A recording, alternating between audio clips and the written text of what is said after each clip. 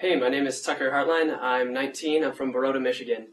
And I want to tell you about how God really worked in my life through the gift of prayer.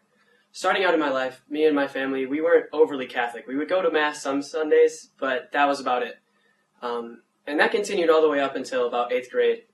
And in 8th grade, my mom really decided to dive into her faith. And my dad shortly followed after.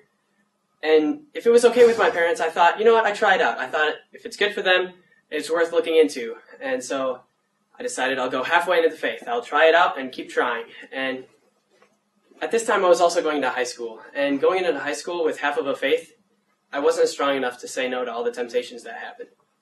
So I went into high school and I started to party. I started to drink, do drugs, things like that. And that continued all the way up until my senior year, where I was still living a Catholic lifestyle. I was going to retreats, I was doing things like that, but I was also living this party lifestyle. And I just wanted to find one person. I wanted to be one person. I was tired of being torn between the two. So I decided that the Catholic lifestyle was way too hard for me, and I couldn't do it. And so I gave up completely and decided I wanted to live life for me. Fortunately, I went on one last retreat that I was already signed up for.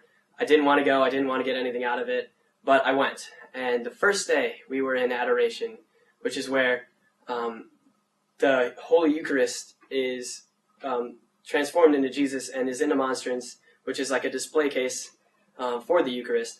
And the time of the prayer was focused on God's love for me. And something switched around, and I felt like I could do it. I could live the good Catholic lifestyle. So I was trying to give my life over to God. And I was giving my life over to God, and I had tried this before, and I'd be like, God, here's my life, and then I'd reach out and take something back that I didn't want God to have, or I didn't think he could handle. But this time when I gave my life over to God, something clicked in my head, and I understood that there was nothing that I could do without God that had any merit. So why not give all these worthless things over to God?